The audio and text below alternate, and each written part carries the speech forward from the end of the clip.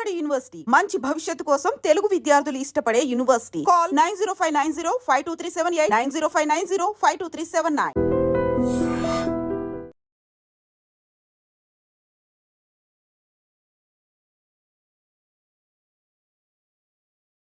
తర్వాత అక్కడ నుండి ఇక్కడ 2 years పైన ఉన్న 2.5 years. మళ్ళీ 2023 ఆగస్ట్లో ప్రమోషన్ వచ్చింది ఇన్స్పెక్టర్గా. ఇన్స్పెక్టర్ ప్రమోషన్ మళ్ళీ మదనపల్లి తాలూకాకి వెళ్ళాను. అక్కడ ఎంతకాలం చూసారు మదనపల్లి? మదనపల్లి తాలూకా అంతే ఎలక్షన్ ఒక 9 months అరౌండ్.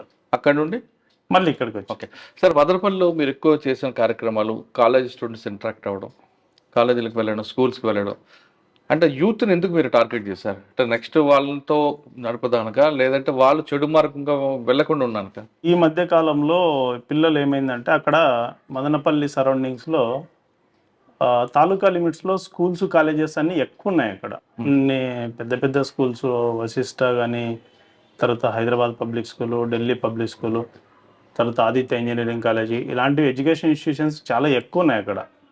అప్పుడు ఈ గాంజా అది కొంచెం ఎక్కువ వాడుతూ ఉన్నారు స్కూళ్ళల్లో, కాలేజీల్లో అని చెప్పేసి కొంచెం మనకు బాగా ఇన్ఫర్మేషన్ రావడము, పిల్లల్ని బాగా మోటివేట్ చేయాలా, మళ్ళీ ఇలాంటి దారుణం పడితే రేపు నాపొద్దు వాళ్ళ జీవితం మందవికారం అయిపోతుంది అనే ఉద్దేశంతో మంచి ప్రోగ్రామ్ ఒకటి కండక్ట్ చేసాం అక్కడ ఆదిత్య ఇంజనీరింగ్ కాలేజ్లో. పిల్లల్ని బాగా మోటివేట్ చేశాం దాంట్లో. బాబు మీకు దీనివల్ల గాంజావి తీసుకోవడం వల్ల వచ్చే మీ కాన్సిక్వెన్సెస్, మీ హెల్త్ ఇష్యూస్ కానీ, దాని ఎఫెక్ట్ మీ ఫ్యామిలీ పైన పడడం కానీ, మీ బంధువుల పైన, మీ స్నేహితుల పైన దీని ఎఫెక్ట్, దాని ఇంపాక్ట్, దాని కాన్సిక్వెన్సెస్ ఎలా ఉంటాయనే విషయాలు కొంచెం బాగా ఎక్స్ప్లెయిన్ చేయడం జరిగింది. అప్పుడు పిల్లలంతా కూడా బాగా మోటివేట్ అయినారు. ఈవెన్ అక్కడ ఉన్నటువంటి కాలేజీ లెక్చరర్లు కానీ, ప్రిన్సిపల్ గారు కానీ వాళ్ళు దీనిపైన బాగా చేశారు సార్ ప్రోగ్రామ్ అని చెప్పేసి. మా రామ్మూర్తి, మా మిత్రుడు ఉన్నాడు హెడ్ కానిస్టేబుల్, అక్కడ మేమంతా కలిసి అక్కడ చేసాము. బాగా మంచి ప్రోగ్రామ్, బాగా సక్సెస్ అయింది అక్కడ ఆదిత్య కాలేజ్లో. అంటే మీరు మోటివేషన్ చేయడం అంటే ఒక ఎగ్జాంపుల్ తీసుకొచ్చి చెప్పడం కూడా ఉందా? అంటే అక్కడ చాలా విషయాలు చెప్పాము. అంతే ఆ ప్రోగ్రాంలో అంటే ఇట్లా జరగడం వల్ల కొన్ని ఎగ్జాంపుల్స్ కూడా తీసుకొని చెప్పాము దాంట్లో. వీళ్ళు ఇట్లా పలానోళ్ళు ఇలా ఉండేటోళ్ళు, వాని వల్ల ఇట్లా జరిగిపోయింది, ఇలా జరగడం వల్ల వాళ్ళంతా కూడా వాళ్ళ లైఫ్ ఇట్లా అయిపోయింది అని చెప్పేసి చేసి వాళ్ళకంతా పిల్లలకంతా కొంచెం ఎగ్జాంపులర్గా తీసుకొని పోయేసి చెప్పాము. పిల్లలు మార్పు వచ్చింది అనుకోవడం మీరు అనుకున్నారా, లేదా మీరు చెప్తున్నప్పుడు వింటూనే ఉన్నారా?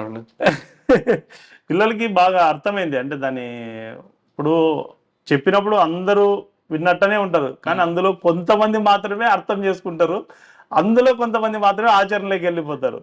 అందరూ విన్న వాళ్ళంతా కూడా సక్సెస్ అవుతారని చెప్పేసి మనం అనుకోలేము.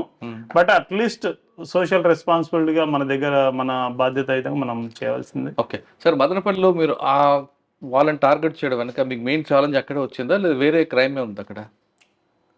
అంటే క్రైమ్ లేక వీళ్ళు టార్గెట్ చేశారు? క్రైమ్ లేక ఏమన్నా ఆడ ఫుల్ క్రైమ్ రిపోర్టింగ్ చాలా ఎక్కువ ఉంటుంది, కేసెస్ కూడా అక్కడ. అందులో more over election crime reporting బాగా ఎక్కువ ఉంటుంది, కేసెస్ లేక ఏం కాదు కానీ.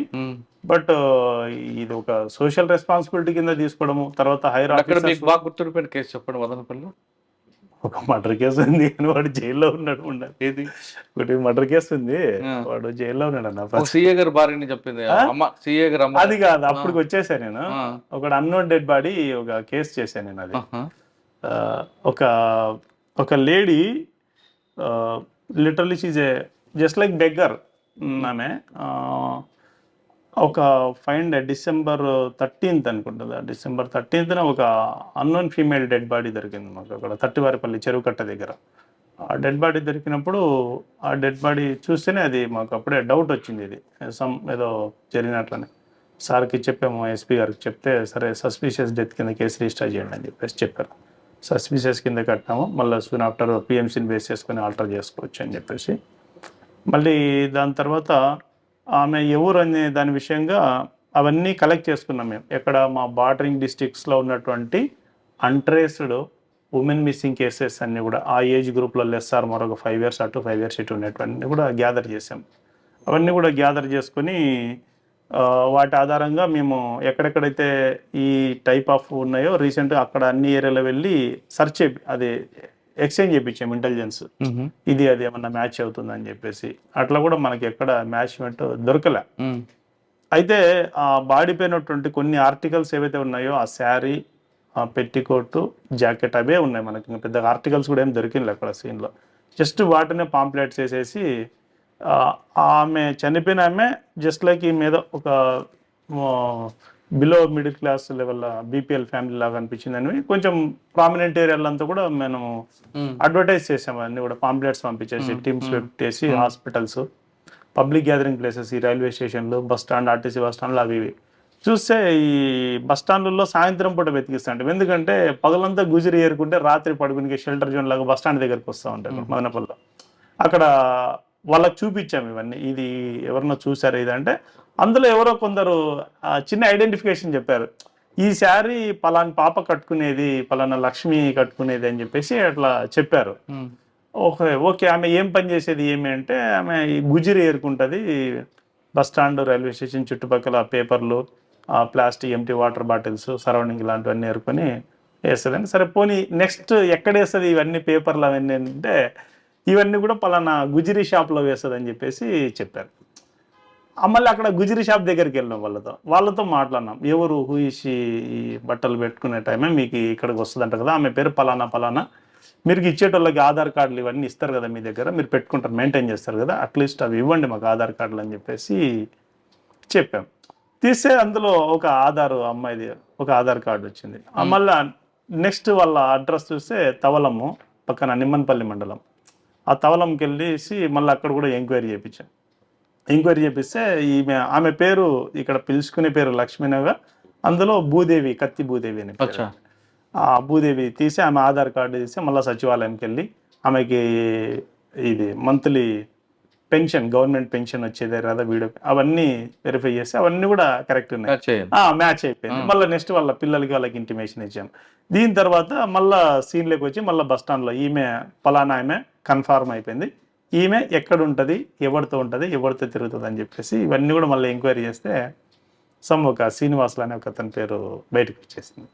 ఎవరు వాడు, ఏం కదా అని చెప్తే మళ్ళీ తర్వాత చాలా కొద్ది రోజుల్లోనే మళ్ళీ వాడిని అప్రిహెండ్ చేయడం జరిగింది. మనం మళ్ళీ అప్రిహెండ్ చేస్తే వాడు ఈమె బాగా సావాసంలో ఉంటూ బాగా క్లోజ్గా ఉండి ఈ మధ్యకాలం జస్ట్ ఇంకా డైలీ వాళ్ళు ఇవన్నీ పేపర్లు ఏరుకునేది, వాటర్ బాటిల్స్ ఏరుకునేది, గుజిరీలు వేసుకొని ఇట్లా చేసుకుంటున్నారు.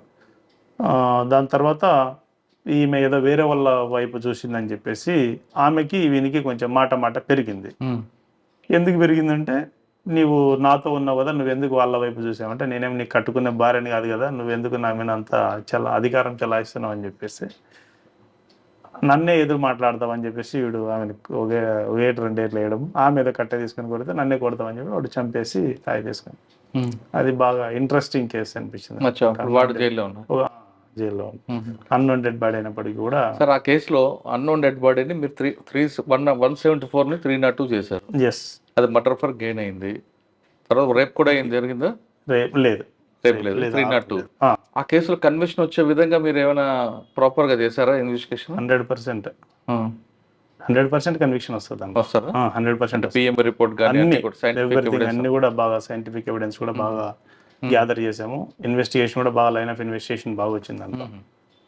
అంటే పిల్లలు మీరు టార్గెట్ చేస్తారు ఇప్పుడు ఎక్కువగా, డ్రగ్స్ కోసం వెళ్తున్నారు, తర్వాత సైబర్ క్రైమ్. అది మీరు 3 ఉంటాయి ఎక్కువ కూడా జరుగుతుంది, సైబర్ క్రైమ్, ట్రాఫిక్, డ్రగ్స్. ఈ మూడిట్లో మీరు బాగా నచ్చింది ఏదంటే? ట్రాఫిక్. ట్రాఫిక్ కూడా ఎందుకంటే ఇట్లయితే వాళ్ళని కొంత మోటివేట్ చేస్తాము, కొంతమంది మారిపోతారు ఉంటారు. కానీ ఈ ట్రాఫిక్ అన్నది మనకు ప్రతిరోజు చర్య, ఇది ప్రతిరోజు చర్య. ఎర్లియర్గా ప్రతి ఇంట్లో ఎక్కడో ఒక మోటార్ సైకిల్ ఉండే, అంటే మేము చిన్నప్పుడు అయితే ఊర్లో అయితే 1-2 మోటార్ సైకిల్ ఉండే, అంతే ఊరంతా కలిపితే కూడా. ఇప్పుడు ఇంటికి 3 అంతే. రోజులు మారే కొద్దీ ఏమవుతుంది అంటే సారు ఒక బండి తీసుకుంటాడు, మళ్ళీ సారు కొంచెం స్టేట్ పెరిగితేనే పిల్లలు ఉన్నారు కదండి మనం ఏడపోతాం బయటకు పోలేమంటేనే అవు కదా అని చెప్పేసి మళ్ళీ ఒక 4-వీలర్ తీసుకుంటారు. మరి పిల్లలు పోవాలి కదా, బాబు కాలేజీ అంటే మళ్ళీ వానికి ఒక మోటార్ సైకిల్ తీసిస్తారు, పాప కాలేజీ అంటే ఆ పాపకు స్కూటీ తీసి ఇచ్చేస్తారు. ప్రతి ఇంట్లో 3 బండ్లు 4 బండ్లు యావరేజ్గా ఉన్నాయి ప్రతి చోట. ట్రాఫిక్ అనేది ఎక్కువ అయిపోయింది, పొల్యూషన్, అన్ని రకరకాల ఈక్వేషన్. రోడ్ స్పేస్ మనకి ఇంకా ఓకే, అవన్నీ జరిగిపోతూ ఉంటాయి. దీంట్లో మేజర్గా నేను పిల్లలకి ఈ ట్రాఫిక్ అవేర్నెస్లో చెప్పేటప్పుడు ఏంటంటే ఈ విషయాలే ఎక్కువ చెప్తా ఉంటాను. చూడు బాబు, మనము ఒకసారి ఇంట్లో నుండి బయటికి వెళ్ళినామంటే మళ్ళీ ఎలా వెళ్ళినామో మళ్ళీ క్షేమంగా ఇంటికి తిరిగి వస్తామనే గ్యారంటీ ఉండదు. కాబట్టి ఎందుకంటే యాక్సిడెంట్ జరిగేదానికి ఏ ఎలిమెంట్స్ అయినా రీజన్స్ అయి ఉండొచ్చు. ఏదైనా మన మిస్టేక్ అయి ఉండొచ్చు, లేకుంటే ఇతరుల మిస్టేక్ అయి ఉండొచ్చు, అనుకోకుండా ఏదైనా ఒక క్యాటిల్ రావచ్చు, ఒక యానిమల్ రావచ్చు, లేకుంటే రోడ్డు కండిషన్ సరిగ్గా లేకపోవచ్చు, వెహికల్ బ్రేక్ డౌన్ అయిపోయి ఉండొచ్చు. ఏదేమైనప్పటికీ 2 వీలర్లో పోతున్నామా ఖచ్చితంగా హెల్మెట్ మనం ధరించాలి. హెల్మెట్ ధరించాలి. ఎందుకంటే ఇప్పుడు ఒక చెయ్యికి ఏదైనా డ్యామేజ్ అయింది ఇంకో చేత్తో మేనేజ్ చేస్తాం, కాలుకి ఏదైనా డ్యామేజ్ అయింది ఇంకో కాలుతో మేనేజ్ చేస్తాం. బట్ వేరే తల ఏదైనా డ్యామేజ్ అయిందంటే దాన్ని ఇంకో దాంతో మనం మేనేజ్ చేయలేము. ఎందుకంటే మన బాడీ ఫంక్షనింగ్ అంతా తలలోనే ఉంటుంది. ఐస్ అండి మోర్ ఇంపార్టెంట్. మనకి ఐస్ లేకుండా ప్రపంచాన్ని చూడలేము. చెవులు, మన ఫంక్షనింగ్ అంతా కంట్రోల్ చేసి మన బ్రెయిన్, ఇవన్నీ కూడా తలలోనే ఉంటాయి. మనకు యాక్సిడెంట్ సింపుల్ అండి. ఒక మొబైల్ కొంటాము, మొబైల్ కొన్న వెంటనే అది 5,000, 10,000, 20 ఎంతన్నా ఉండొచ్చు, కొన్న వెంటనే బాబు పౌ చేసి అంటామని మొబైల్ కొన్న స్క్రీన్ గార్డ్ వేసి పౌ చేసి బాబు స్క్రీన్ గార్డ్ అంటే ఎందుకు? ఇది ఎక్కడన్నా కింద పడితే దీనికి మనసాక్షి ఒప్పుకోదు. ఇది కొన్న వెంటనే ఒక చిన్న స్క్రాచ్ పడింది నా మొబైల్ కంటాం, లేకుంటే ఏదైనా కింద పడి పగిలిపోయిందని అబ్బా నిన్ననే కొనుక్కొచ్చుకుని అబ్బా పగిలిపోయిందని ఎంతో బాధపడు. అంటే ఏదైనా నువ్వు కొన్నటువంటి ఒక వస్తువుకే, ఒక ఆర్టికల్కే నువ్వు అంత ఇంపార్టెన్స్ ఇస్తున్నావే, పొరపాటున పడిపోతే నీ తలకి ఎవరు ఆన్సర్ చేస్తారు? చిన్న వయసులో నేను ఏదైనా ఒకటి హ్యాండిక్యాప్ అయిపోయినావు అనుకోండి, ఏదైనా ఇక్కడ దెబ్బ తగిలేసి ఈ మన దీనికి దెబ్బ తగిలి ఏదైనా హ్యామరేజెస్ పైన బ్లడ్ క్లాట్ అయిపోయి నువ్వేమైనా అన్కాన్షియస్లోకి వెళ్ళిపోతే ఎవరు లైఫ్ టైం నీకు ఎవరు సాక్రిఫైస్ చేస్తారు? మనము ఇది ఒకటి ఉందంటే, తల ఒకటి ఉందంటే ఒక మొబైల్ కొనుక్కోవచ్చు, 10 మొబైల్ కొనుక్కోవచ్చు, 100, 1000, 1,00,000 మొబైల్ కొనుక్కోవచ్చు. అదే 1,00,000 మొబైల్స్ ఉంటే ఒక తల కొనగలుగుతాం మనం. అది నేను కొంచెం మేజర్గా పిల్లలకి ఆ పాయింట్ ఎక్కువ స్ట్రెస్ చేస్తూ ఉంటా. మనం ఒకరం బాగున్నామంటే ఇలాంటివి ఎన్నైనా కొనుక్కోవచ్చు. ఆర్టికల్స్ ఇంపార్టెంట్ కాదు. బట్ మీరు హెల్మెట్ మీద ఎక్కువ ఫోకస్ చేస్తారు. హెల్మెట్ అంటే తలకి కంపేర్ చేశారు మొబైల్ ఫోన్ కి. అవును, తల ఉంటే హెల్మెట్, మొబైల్ కి ఎంత స్క్రీన్ గార్డ్ ఇస్తే నీ బుర్ర కూడా తెచ్చుకొని చెప్పారు, రైట్? కానీ ఎక్కువగా త్రిబుల్ డ్రైవింగ్ ఉన్న వాళ్ళకి ఏం చెప్తారు? త్రిబుల్ రైడింగ్ పోవడం కూడా ఇట్స్ అన్ అఫెన్స్ సార్. ఎందుకంటే ఒక బైక్ దాని కెపాసిటీని బేస్ చేసుకునేసి ఇంతమందే పోవాలా, ఇంతమంది ప్రయాణం చేస్తే ఉంటుంది అని చెప్పేసి ఈ రకరకాలుగా పోతూ ఉంటారు దాన్ని. అది వాళ్ళ సెల్ఫ్ డిసిప్లిన్ కూడా అవసరం. ఇప్పుడు ఎంతవరకు మనకు ఎన్ఫోర్స్మెంటు, ఇంజనీరింగు, ఎడ్యుకేషను, ట్రిపుల్ జీస్ తో పాటు సెల్ఫ్ ఎడ్యుకేషన్ కూడా ఇంపార్టెంట్. మనం ప్రతిసారి మనం అన్ని చోట్ల ఇక్కడ ఇదే పారామీటర్స్ దొరుకుతాయని గ్యారంటీ చేసేటోళ్ళు ఎవరి ఉద్యోగం వాళ్ళు చేస్తూ ఉంటారు. బట్ పర్సన్స్ ఎవరైతే ఉంటారో వాళ్ళు కూడా సెల్ఫ్ గా మోటివేట్ అవ్వాలా. మనం పోవచ్చా, పోకూడదా, పోతే ఒకవేళ ఇన్ కేసు ఏదైనా జరిగితే మనము ఎవరు రిస్క్ చేస్తారు, మనకు ఏదైనా జరిగితే ఫ్యూచర్ లో ఎట్లా అని చెప్పి రాంగ్ రూట్ లో వస్తారు. రాంగ్ రూట్ లో అది ఇవన్నీ సెల్ఫ్ డిసిప్లిన్. ఇంకా ప్రతిదాని ఇప్పుడు ఇక మనం కూడా చేయబడిన వాటికన్నీ చేసేస్తాం. అన్ని కూడా ఇట్లా రాకూడదు అంటాము. కొంచెం ఏదన్నా రాంగ్ రూట్లో వస్తే ఫైన్లు వేస్తాము. తర్వాత కొంచెం వైలేషన్స్ ఏదైనా ఉంటే వైలేషన్స్కి ఫైన్లు కానీ అన్ని దాంట్లోకి అదే సమస్య పరిష్కారం కాదు కదా. వాళ్ళు కూడా సెల్ఫ్గా మోటివేట్ అవ్వాలా. కొన్ని విషయాల్లో మనం చేయకూడదు అని చెప్పేసి పబ్లిక్ అంతా కూడా తెలుసుకుంటే అది మంచిది వాళ్ళకు. ట్రాఫిక్ లో త్రిబులీలో మీరు ఎడ్యుకేషన్ ఎక్కువ ప్రయారిటీ ఇస్తారు. అంటే ఎన్ఫోర్స్మెంట్, ఇంజనీరింగ్ మీ డ్యూటీ కాదు. ఎన్ఫోర్స్మెంట్ చేస్తాం, ఎలాగో చేస్తాం. మేము డైలీ చేస్తాం కదా, ఈవినింగ్ ప్రతిరోజు. ఇంకా కొన్ని వైలేషన్స్ కి కేసెస్ బుక్ చేయడము, రియలైజేషన్ చేయడం, ఇదంతా కూడా మామూలుగా జరుగుతూ ఉంటుంది. సాధారణంగా హెల్మెట్ పెట్టుకోకపోతే నేను పడిపోతే నా తలపోతుంది నీకెందుకు అని అడుగుతారు. అప్పుడు మీరే సమాధానం? అదే వాళ్ళు మాట్లాడతారు. మనం చెప్తాం, మనము చెప్పే రీతిగా చెప్తాము. ఇంకా వాళ్ళు కూడా కొన్ని విషయాలు తెలుసుకుంటే మంచిది. ప్రతిసారి మనమే ఉండి వాళ్ళని రిస్క్ చేయలేము. తల పోతే నా తల పోతుంది నీకెందుకు అడుగుతారు. మాట్లాడేటోళ్ళు కూడా ఉన్నారు, అట్లాంటి వాళ్ళు కూడా. ఆ సందర్భాల్లో కూడా చాలా ఎదురైంటాయి. ఇంకా తప్పదు, మనం ఏం చేస్తాం. ఇంకా వాళ్ళకి చెప్పి పంపి. డ్రంక్ అండ్ డ్రైవ్ గురించి, డ్రంక్ అండ్ డ్రైవ్ లో ఒక సాధారణంగా మనము ఒక మోటార్ సైకిల్ కానీ 4 వీలర్లో కానీ మనం ప్రయాణం చేసేటప్పుడు సాధారణమైనటువంటి కండిషన్లో వెహికల్ మన కంట్రోల్లో ఉంటుంది. వేరే డ్రంకన్ కండిషన్లో ఉన్నప్పుడు అయితే నువ్వు వెహికల్ కంట్రోల్లోకి వెళ్ళిపోతావు. నీ కంట్రోల్లో బండి ఉందంటే నువ్వు ఎట్లా నడిపితే అట్లా బండి పోతుంది. డ్రంక్ అండ్ డ్రైవ్ చేయడం వల్ల ఆ వెహికల్ కండిషన్లోకి నువ్వు వెళ్ళిపోతావు. ఆ వెహికల్ కింద పడేస్తే కిందికి పోతావు, గుంతలోకి పంపిస్తే గుంతలోకి వెళ్ళిపోతావు. కరెక్ట్. కాబట్టి కానీ ఇంట్లో తాగితే భార్య ఒప్పుకోదు, బయట తాగితే ఒప్పుకోరు. మరి ఎక్కడ తాగాలి? ఎక్కడ తాగాలంటే ఇప్పుడు తాగి బండ్లు తోవడం నేరం కదా. అట్లని దాన్ని ఇలాగే తాగండి అనేది మేము సజెస్ట్ చేయలేము. ఓకే సార్, సీట్ బెల్ట్ పెట్టుకోకుండా కొంతమంది ఉంటారండి. నా షర్ట్ పని వెళ్ళిపోతే పెట్టుకున్నప్పుడు వాళ్ళకి అటువంటి వాళ్ళకి మీరు ఏ సమాధానం? సీట్ బెల్ట్ అంటే ఇప్పుడు సీట్ బెల్ట్ లో ఇప్పుడు దాదాపు ఈ రోజుల్లో తీసుకుంటే దాదాపు మాక్సిమం వెహికల్స్ అంతా కూడా ఎయిర్ బ్యాగ్స్ ఇస్తా ఉన్నారు. ఎయిర్ బ్యాగ్స్ ఒకవేళ ఉన్న ఎయిర్ బ్యాగ్స్ లేని వాటికి కూడా సీట్ బెల్ట్ పెట్టుకోవడం అనేది ఒక మన ఒక బాధ్యత, అది అంతే.